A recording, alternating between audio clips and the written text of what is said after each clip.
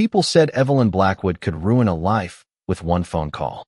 What no one understood was why an entire city had learned to remain silent when she entered the room. At 6:17 on a rain-darkened Friday evening, Nia Carter stood beneath the golden awning of Bellamy House and wondered whether desperation had finally made her brave or foolish. Bellamy House was not simply a restaurant. It was where mayors celebrated victories, judges held private dinners, and old-money families reserved tables without ever asking the price. Crystal chandeliers floated above polished marble. Champagne arrived before guests requested it. Even the silence seemed expensive. For Nia, 29, it was simply a job she desperately needed. She adjusted her new black waitress uniform and caught her reflection in the glass entrance. Deep brown skin, natural curls pinned neatly behind her shoulders. Calm dark eyes that had learned years ago never to reveal fear before strangers. "You're the new girl?" The maitre d', Leonard Pierce, examined her clipboard. Nia Carter. He found her name, then lowered his voice. One rule matters more than everything in that handbook. Nia waited. Leonard glanced toward the private dining room. Table 1 belongs to Mrs. Blackwood. Who's Mrs. Blackwood? His face changed. Not dramatically. That made it stranger. You'll know. At exactly 7:02, the restaurant became quieter. A woman entered wearing an ivory coat over an emerald evening dress. Evelyn Blackwood. Elegant. Beautiful. Untouchable. Behind her walked her husband, Nathaniel Blackwood, a 41-year-old white millionaire whose real estate empire had reshaped half the city skyline. Nia recognized him immediately. Business magazines called Nathaniel disciplined and private. His silver-gray eyes carried the distant exhaustion of a man who had spent years mastering the art of appearing fine. But nobody was watching him. They were watching Evelyn. A councilman abandoned his conversation when she passed. A wealthy socialite lowered her eyes. Even Leonard straightened as though someone had pulled an invisible string through his spine. Nia frowned. This wasn't respect. It was fear. "Champagne," Evelyn said without looking at anyone. A server hurried forward. His hand trembled. The bottle touched the rim of her glass. One tiny drop landed on the white tablecloth. Evelyn looked down. The young server went pale. "I'm sorry, Mrs. Blackwood." She raised her eyes slowly. "What's your name?" "Daniel." "Not anymore." Silence. Daniel stared at her. Evelyn reached for her phone. Nathaniel finally spoke. "Evelyn." One word. "Quiet." "Warning." She looked at her husband and smiled. "Relax, darling. I'm protecting standards." Nia watched Daniel disappear toward the kitchen. 5 minutes later, Leonard returned alone. "Where's Daniel?" Nia asked. Leonard avoided her eyes. "Gone." "For spilling champagne?" "Forget what you saw." Nia looked toward table 1. Nathaniel sat perfectly still while Evelyn laughed with 2 influential guests. Then something unexpected happened. His eyes met Nia's. Only for a second. But she saw it. Not arrogance. Not indifference. Shame. Later, while clearing the private corridor behind table 1, Nia noticed something beneath Evelyn's chair. A small silver key. She bent to retrieve it. Attached was a black tag stamped with 2 words. Blackwood Foundation, Archive. Nia. She froze. Evelyn stood behind her. The warmth had vanished from her face. Her gaze dropped to the key in Nia's hand. For the first time all evening, the woman everyone feared looked frightened. "Give me that." Nia slowly straightened. Across the dining room, Nathaniel was watching them. And suddenly Nia understood something no one else in Bellamy House seemed willing to admit. Evelyn Blackwood was not terrifying because she had no fear. She was terrifying because somewhere beneath the money, influence, and perfect smile, there was something she was terrified people might discover. The most powerful people do not always protect their secrets with locked doors. Sometimes they protect them by teaching everyone around them to be afraid of asking questions. Evelyn Blackwood's hand remained extended. "Give me the key." Nia Carter looked from the silver key in her palm to the millionaire's wife standing before her. Up close, Evelyn's perfection felt different. Her emerald dress was flawless. Diamonds rested against her throat. Her expression remained controlled, but her eyes betrayed her. Fear. Real fear. "I found it beneath your chair," Nia said. "I know where you found it." Nia placed the key into Evelyn's hand. Their fingers barely touched. Evelyn immediately closed her fist around it. "You're new here. First night. Then learn quickly." Her voice softened. That made the warning colder. Curiosity is an expensive habit in this city. Before Nia could answer, Nathaniel Blackwood appeared behind his wife. Everything all right? Evelyn turned. Her smile returned instantly. Perfect. Nathaniel's silver-gray eyes moved toward Nia. Then the key. Something flickered across his face. Recognition. Where did you get that? Evelyn's smile tightened. I dropped it. Nathaniel stared at her. No, one quiet word changed the air. That archive was closed 3 years ago. Nia remained still. Evelyn slipped the key into her handbag. You're mistaken. I signed the closure order myself. For several seconds, husband and wife simply looked at each other. No shouting. No accusation. Yet Nia felt as though she had stepped into the middle of an argument that had begun years before. Evelyn finally laughed. You work too much, darling. Then she walked away. Nathaniel did not follow immediately. Instead, he looked at Nia. What exactly did you find?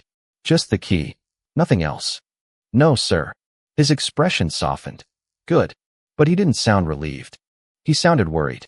By 9:40, table 1 was empty. Evelyn and Nathaniel had left separately. Daniel's name had already vanished from the staff schedule. Nia stood near the service station staring at the blank space where his shifts had been. Leonard approached. I told you to forget. You also told me he was gone. He is. Where? Leonard's jaw tightened. Go home, Nia. She lowered her voice. Does Mrs. Blackwood own this restaurant? No. Then why can she fire people? Leonard looked toward the security cameras. She doesn't need to own something to control it. That answer followed Nia into the staff locker room. As she changed her shoes, another waitress named Claire sat beside her. You spoke to her. Nia looked up. Evelyn. Claire nodded. You shouldn't have. Everyone keeps telling me what not to do. That's how people keep their jobs. Nia studied her. What happened to Daniel? Claire hesitated, then whispered. Same thing that happened to Marcus. Who's Marcus? Claire immediately stood. I shouldn't have said anything. Claire. But she was already leaving. Something white slipped from her apron pocket. A folded photograph. Nia picked it up. Claire, you dropped. The door had closed. Nia unfolded the photograph.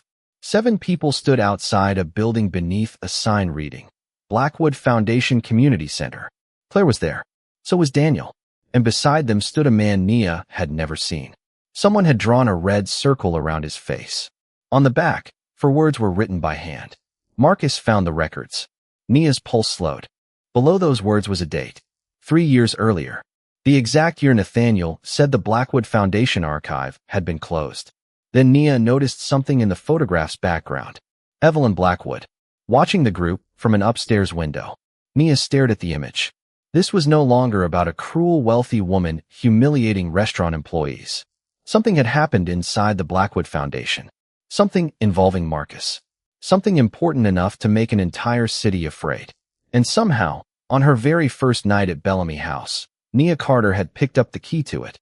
Some names disappear because people forget them. Others disappear because someone powerful worked very hard to make sure they were never spoken again. At 10:18 the next morning, Nia Carter sat at her small kitchen table with the photograph beneath the pale sunlight. She had barely slept. Marcus found the records. 4 words. 1 missing explanation. And Evelyn Blackwood watching from that upstairs window. Nia turned the photograph over again. Nothing else. No address. No last name for Marcus. Only the Blackwood Foundation logo and a date from 3 years earlier. Her phone buzzed. A message from Leonard. Your shift starts at noon. Come through the service entrance. Do not discuss last night. Nia stared at the final sentence. In most restaurants, managers reminded employees about uniforms. At Bellamy House, they reminded them to remain silent. By 11:56, Nia was tying her apron inside the staff room when Claire entered. The waitress stopped when she saw her. You found the photograph. You left before I could return it. Claire closed the door. Give it back. Nia removed the photograph from her bag. Who is Marcus? Claire's face tightened. Nia, just tell me his last name. You've worked here one day, and everyone has warned me 6 times. Claire looked toward the hallway, then whispered, Marcus Reed. What happened to him? He worked accounting for the Blackwood Foundation. Nia waited. Claire's voice became quieter. He started asking why donations meant for housing programs were being transferred between private accounts. Nia's stomach tightened. He found records? That's what he said. What happened after? Claire swallowed. He disappeared. Nia stared at her. Disappeared? Not like that. Claire immediately corrected herself. He left. Suddenly. Apartment empty. Phone disconnected. Nobody heard from him again. And the foundation archive? Closed 2 weeks later. The staff room door opened. Both women jumped. Leonard stood there. His expression was unreadable. Claire, dining room. She left without another word. Leonard watched her go, then looked at Nia. You're standing too close to a fire you don't understand. Then explain it. His eyes hardened. You think courage means asking questions. He stepped closer. Sometimes courage means surviving long enough to know which questions can wait. Before Nia could respond, a bell sounded from the dining room. Table 1. Again. Evelyn Blackwood had arrived. Alone. Nia carried water toward her table. Evelyn was dressed in cream today, perfectly composed as she read something on her phone. Without looking up, she said, "Sit." Nia stopped. "I'm working." "Not anymore." Evelyn placed her phone down. On its screen was a photograph. Nia's photograph. The one from the foundation. Her pulse sharpened. "How did you?" "You should be more careful with Claire." Evelyn smiled. "She has never understood loyalty." Nia remained standing. Who was Marcus Reed? The smile vanished. Around them, silverware continued moving. Conversations continued. Yet the space between the two women became completely still. "You really are curious." I asked a simple question. "There are no simple questions involving my family." Then Nathaniel Blackwood entered the restaurant. He saw Nia, saw Evelyn, saw the photograph on the phone, and stopped. For the first time, the millionaire's carefully controlled expression broke. He crossed the room quickly. "Evelyn, what are you doing?" She looked up. "Handling a problem." Nathaniel's gaze shifted to Nia. "Leave." Nia stiffened. Evelyn smiled. But Nathaniel shook his head. "Not her." He looked directly at his wife. "You." Silence swept across the nearest tables. Evelyn slowly stood. "You're embarrassing yourself." "No." Nathaniel's voice remained quiet. "I think I've spent 3 years helping you make sure nobody else did." Evelyn's face turned cold. Then Nathaniel looked at Nia. Marcus Reed didn't steal from the Blackwood Foundation. A pause. He discovered who did. Nia's breath caught. Nathaniel glanced at his wife. And if that photograph has resurfaced, Evelyn knows the rest of the records may have survived too. For the first time, Nia saw something stronger than fear in Evelyn Blackwood's eyes. Panic. And suddenly the secret was no longer buried 3 years in the past. It had walked straight back into Bellamy House. Fear can keep a secret buried for years. But once one person stops being afraid, everyone who helped protect the lie must decide which side of the truth they belong on. The silence inside Bellamy House felt heavier than the crystal chandeliers above it. Nathaniel Blackwood stood between Nia Carter and his wife. Evelyn's face remained elegant, controlled, but her hand tightened around her handbag. "Nathaniel," she said softly, "you should think very carefully about what you say next." He looked at her. "I've been doing that for 3 years." Nia watched something pass between them. Not anger. History. Nathaniel turned toward her. "Marcus Reed came to me 3 years ago." Evelyn's expression hardened. "Enough." He showed me irregular transfers from the foundation. Nia's pulse quickened. "You believed him?" Nathaniel looked away. "That's the part I'm least proud of." The answer told her everything. Marcus had found the truth. And the millionaire had chosen silence. Why? Nathaniel's jaw tightened. "Because Evelyn convinced me the records were incomplete. She said Marcus had misunderstood internal transfers." "And you accepted that?" "I wanted to." Those 3 words carried more shame than any confession. Evelyn laughed quietly. How touching. The guilty husband finally discovers a conscience because a waitress asks questions. Nia met her gaze. "This isn't about me." "No." Evelyn stepped closer. "You arrived 2 days ago. Now you're interfering in matters that existed long before anyone knew your name." Nia remained still. Truth doesn't need seniority. Nathaniel looked at her. Something almost like respect appeared in his eyes. Evelyn noticed. Her expression cooled further. "You have no idea what you're challenging." "Then tell me." Evelyn said nothing. That silence was answer enough. Nathaniel reached into his coat and placed a business card on the table. "Meet me tonight." Nia looked down. An address had been handwritten across the back. Blackwood Foundation Archive, 9 p.m. Evelyn's composure finally cracked. "You closed that building." "I closed the public entrance." Nathaniel's voice was measured. "Not the records vault." Evelyn stared at him. You promised me. Yes. He paused. And I've regretted that promise every day. At 8:57 that evening, Nia stood outside an abandoned brick building on the eastern edge of downtown. Nathaniel waited beside a side entrance. No driver. No expensive entourage. Just a white millionaire holding an old flashlight beneath a broken security lamp. You came. You knew I would. A faint smile crossed his face. I was beginning to suspect that. He unlocked the door. Dust hung in the beam of his flashlight. They descended one narrow staircase. At the bottom stood a steel door. Nathaniel inserted an old silver key, the same kind Nia had found beneath Evelyn's chair. The lock clicked. Inside were shelves filled with boxes, hundreds of them. Nathaniel switched on the lights. After Marcus disappeared, Evelyn ordered everything destroyed. Nia stared at the archive. But you didn't. I couldn't. He walked toward a cabinet marked Community Housing Initiative, then stopped. The cabinet was open. Empty. Nathaniel's face changed. That's impossible. A sound came from behind them. Footsteps. Slow. Deliberate. Nia turned. Leonard Pierce stood in the doorway. The maitre d', who had spent 2 days warning her to stop asking questions. In his hands was a sealed brown envelope. Nathaniel stared at him. What are you doing here? Leonard looked at Nia, finishing what Marcus started. He placed the envelope on the table. Inside were bank statements, internal letters, and one photograph. Nia lifted it carefully. Evelyn Blackwood stood beside 3 foundation executives. Behind them were boxes carrying the same housing program label. And beside Evelyn stood Marcus Reed. Alive. The photograph had been taken only 4 months ago. Nia looked up. You said nobody had heard from him in 3 years. Leonard's eyes filled with something deeper than fear. I lied. Nathaniel stepped forward. Where is Marcus? Leonard swallowed. He's been hiding. From Evelyn? Leonard shook his head. No, his gaze moved toward the records. From the people Evelyn has been protecting. And suddenly Nia understood. The woman the entire city feared might not be the end of the secret. She might only be the door. The most frightening secrets are rarely protected by one powerful person. They survive because an entire circle of respectable people quietly decides that exposing the truth would cost too much. Nia Carter stared at the photograph.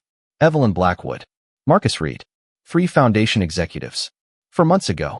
Nathaniel stood beside her, his face drained of its usual composure. If Marcus is alive, why hasn't he come forward? Leonard Pierce looked toward the archive door before answering. Because the first time he tried, someone destroyed his life. Nathaniel's expression tightened. Explain. Leonard placed another document on the table. It was an old newspaper clipping. Foundation accountant accused of embezzlement. Marcus Reed's photograph appeared beneath the headline. Nia read quickly. Missing funds. Internal investigation. Resignation. No criminal charges. No follow-up.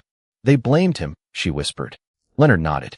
Within 48 hours, Marcus lost his job, his apartment lease was challenged, and every major employer in the city suddenly stopped returning his calls.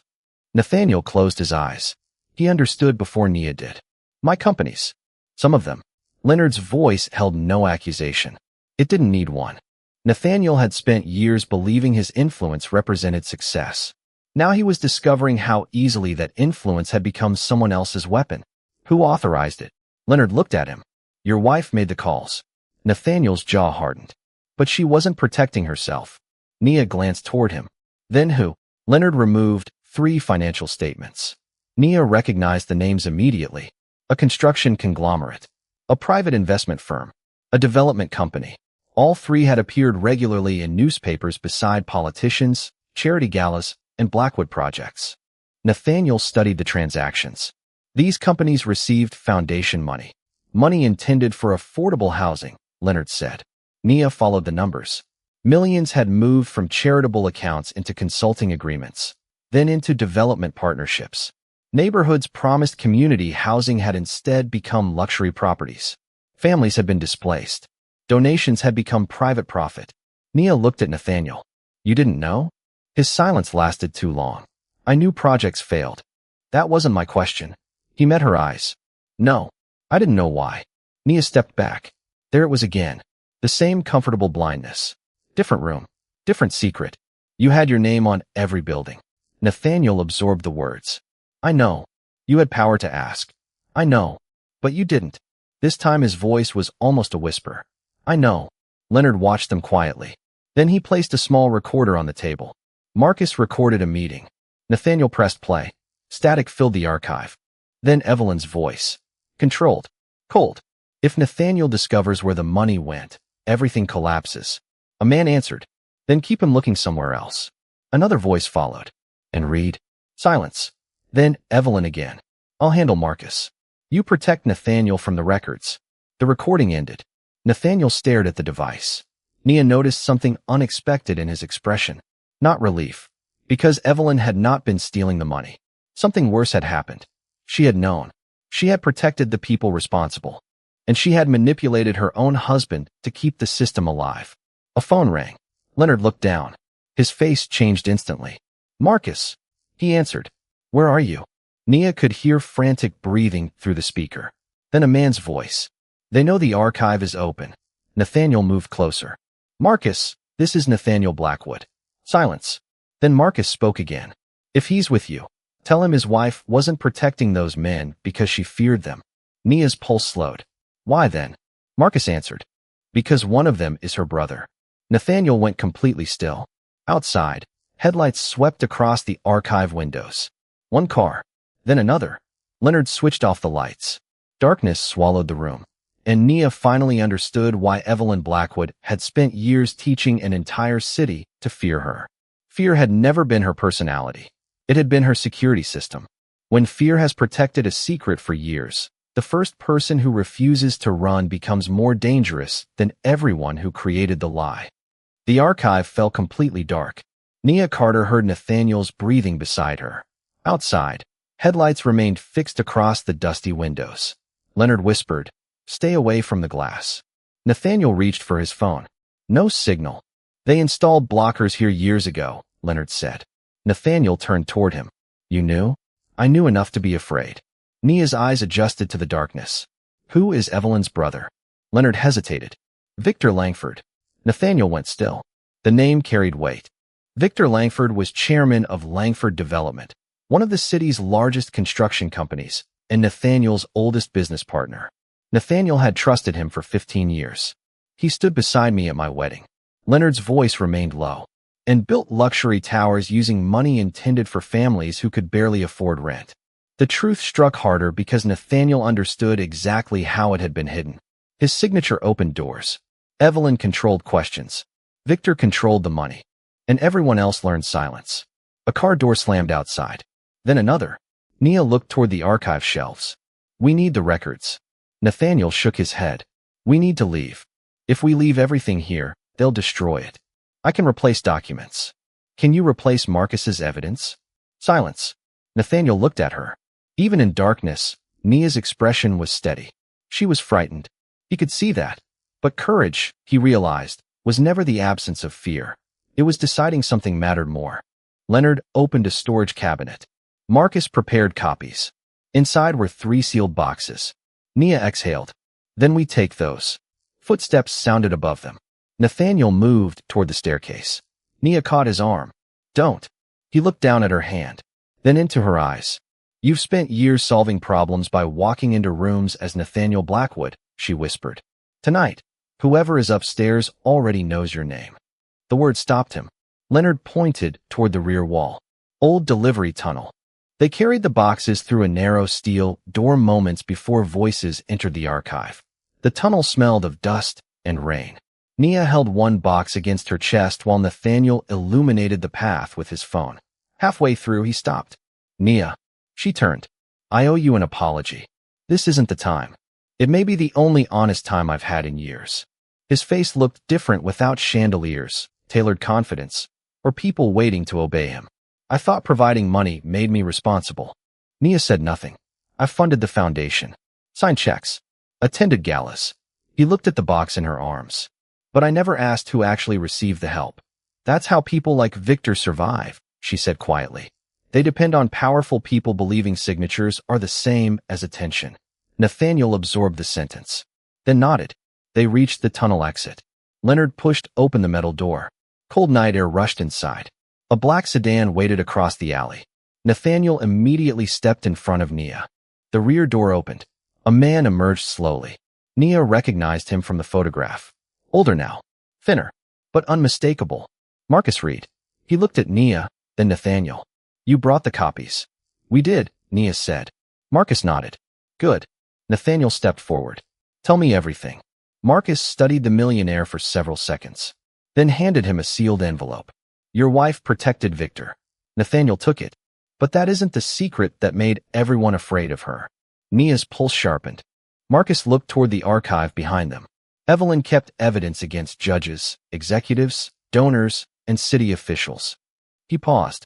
That's why nobody challenged her. Nathaniel stared at him. Marcus's next words landed quietly. She didn't control this city with money. His eyes moved to the envelope. She controlled it with everyone's secrets. And suddenly the story was larger than stolen foundation funds. Evelyn Blackwood had not merely protected a corrupt system. She had built a private map of every powerful person who could expose it. The truth becomes unstoppable the moment the people who were meant to remain silent discover they were never alone. Marcus Reed's black sedan moved through the sleeping city while Nathaniel Blackwood sat beside Nia Carter in the back seat. Between them rested 3 boxes of evidence. Nathaniel held Evelyn's sealed envelope. For several minutes, he could not open it. Nia noticed. You're afraid. Nathaniel looked at her. I'm not afraid of what's inside. Then what? He stared through the window. I'm afraid of discovering how many times the truth was standing in front of me, and I chose not to see it. Nia said nothing. Some confessions did not need comfort. They needed room. Nathaniel finally opened the envelope. Inside were photographs, handwritten notes, bank records, and a small black notebook. Each page contained names. Judges, council members, executives, police officials, major donors. Beside every name was something private. An undisclosed payment, a hidden financial interest, a favor exchanged, a conflict quietly buried. Nathaniel turned the pages slowly. My God, Marcus watched him through the rearview mirror. That notebook is why Evelyn became untouchable. How did she get this information? She collected it. For Victor? At first. Marcus paused. Then for herself. Nia leaned forward. So everyone feared her because she could expose them. Exactly. Nathaniel closed the notebook. And you've had this for 3 years? Copies. Why didn't you release them? Marcus's expression hardened.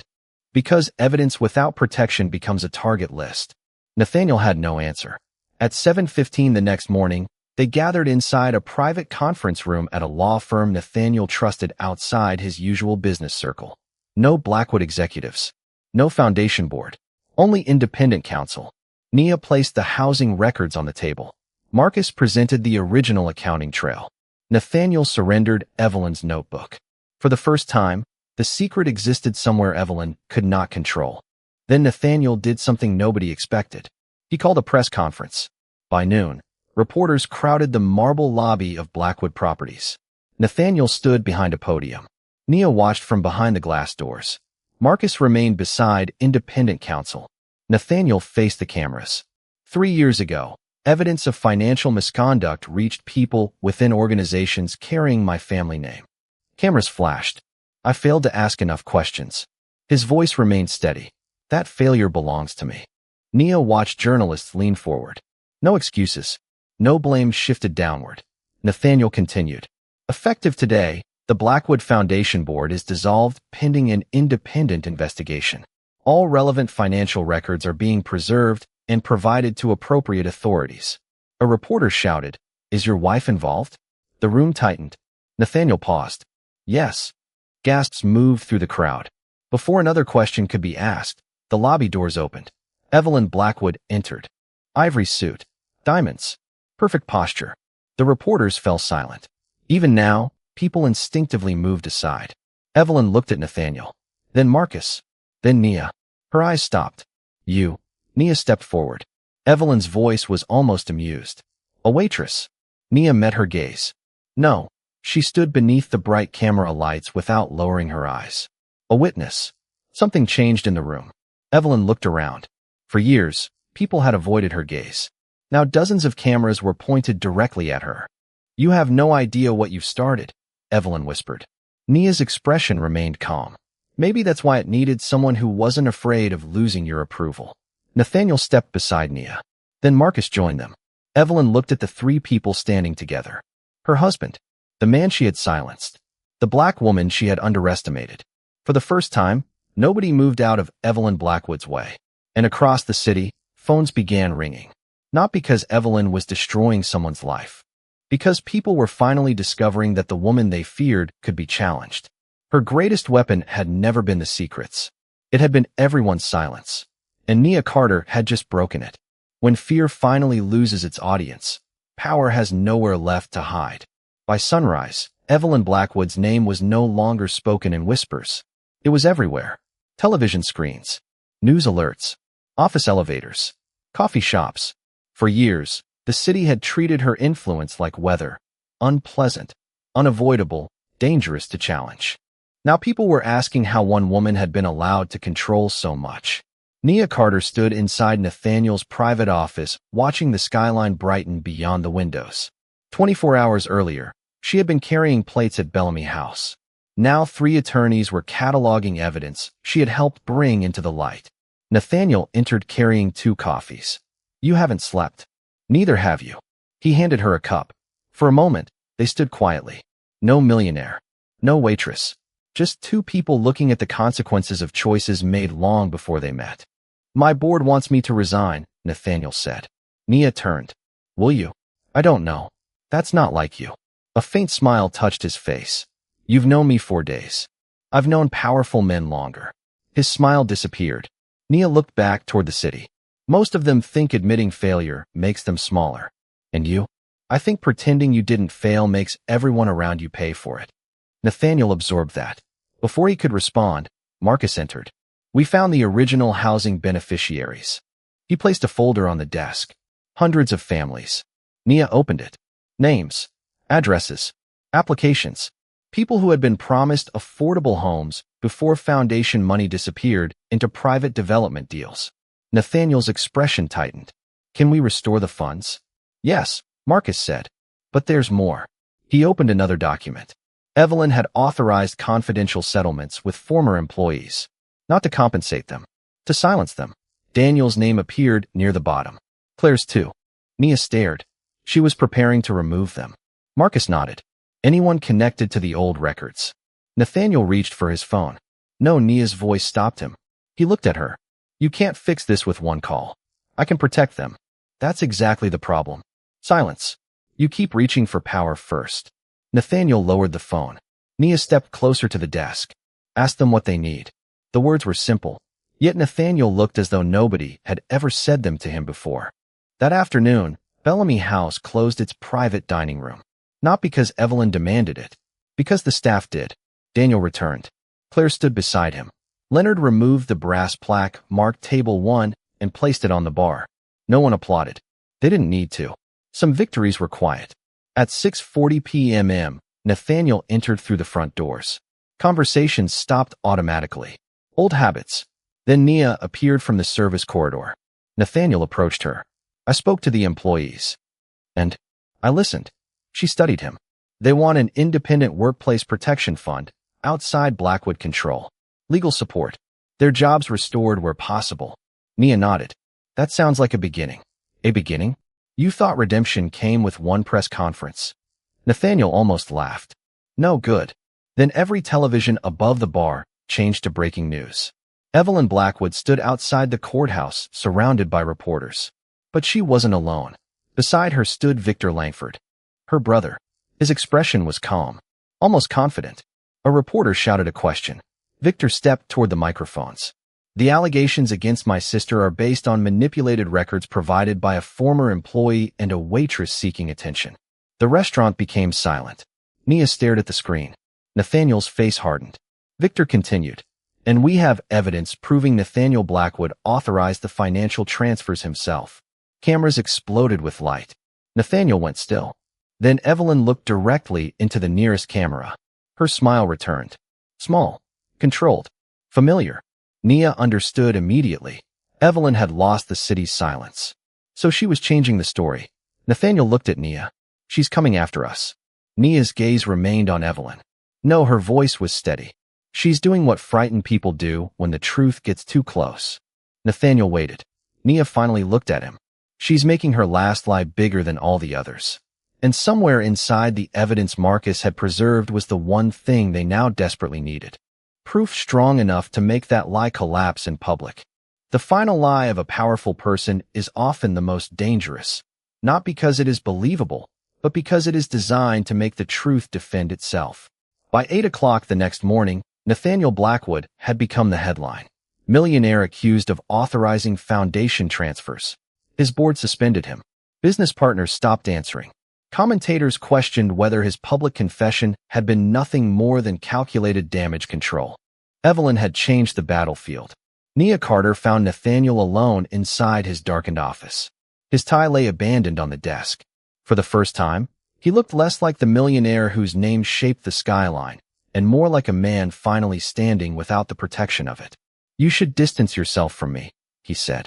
Nia closed the door. "Why? They're attacking you too." "They were already doing that." "Nia." No, her voice remained calm. "You don't get to decide what I'm willing to stand beside." Nathaniel looked at her. Something changed in his silver-gray eyes. Respect had become something deeper. Not romance. Not yet. Trust. Marcus entered carrying an old laptop. "I found it." Nathaniel stood. "Found what?" "The original authorization system." Marcus opened the computer. Victor's evidence shows Nathaniel's electronic signature approving the transfers. "That's what Evelyn wants everyone to see," Nia said. Marcus nodded. "But digital signatures leave authentication records." He displayed a series of archived access logs. Nathaniel leaned closer. The transfers had been approved using his credentials, but the access location was wrong. Langford Development, Executive Network. Nathaniel stared. "I was in Chicago that week." "We confirmed it," Marcus said. "Hotel records, conference footage, flight data." Nia followed the timestamps. Then she noticed something. "Wait." She pointed toward another column. "What's that?" Marcus froze. "Device identification." Every fraudulent authorization had originated from the same computer, a machine registered to Victor Langford. Nathaniel exhaled slowly. There it was. Not accusation. Proof. By noon, the independent investigators had everything. Authentication logs, foundation transfers, Marcus's recording, Evelyn's notebook, the photograph, the preserved records, and testimony from employees who were finally willing to speak. That evening, Bellamy House was filled beyond capacity. Not for dinner, for a public statement. Nathaniel stood before cameras with Marcus beside him, but Nia remained several feet away. She had refused the podium. "This was never about making me important," she had told Nathaniel. "It was about making the truth impossible to ignore." Nathaniel faced the microphones. He presented the evidence. No theatrics, no revenge, only facts. When Victor's authorization records appeared on the screen, the room erupted with questions. Then the doors opened. Evelyn entered. Alone. People moved instinctively, then stopped themselves. For the first time, no path opened for her. Evelyn looked around. The city had changed. Or perhaps it had simply remembered that fear required cooperation. Her eyes found Nia. "You destroyed everything." Nia stepped forward. "No." Her voice was quiet enough to make everyone listen. "I asked questions." Evelyn's expression trembled. "You think that makes you brave?" "No." Nia glanced toward Daniel, Claire, Leonard, and Marcus. Standing alone would have been brave. She looked back at Evelyn. But this happened because people stopped standing alone. Nathaniel approached his wife. "I loved you." Evelyn's eyes softened for one painful second. "I know. That's why I believed you. I know. And that's why what you did mattered." Evelyn lowered her gaze. There was no triumphant music, no applause, only consequences. Weeks later, the Blackwood Foundation was rebuilt under independent leadership. Misused housing funds were restored. Former employees received legal support and opportunities to return. Nathaniel resigned temporarily from executive leadership. Not because Nia demanded it. Because accountability without sacrifice was only another performance. And Nia? She never returned to carrying plates at Table 1. She accepted a role on the Foundation's Independent Community Oversight Council on one condition. Her voice would never belong to Nathaniel. It would remain her own. Months later, they stood outside Bellamy House beneath warm evening lights. "You changed my life," Nathaniel said. Nia smiled gently. "No." She looked toward the city that had once feared one woman's secrets. "I just showed you where to look." And Nathaniel finally understood. The most powerful person in the story had never been the millionaire. It was the woman who saw everyone else looking away and chose to look closer.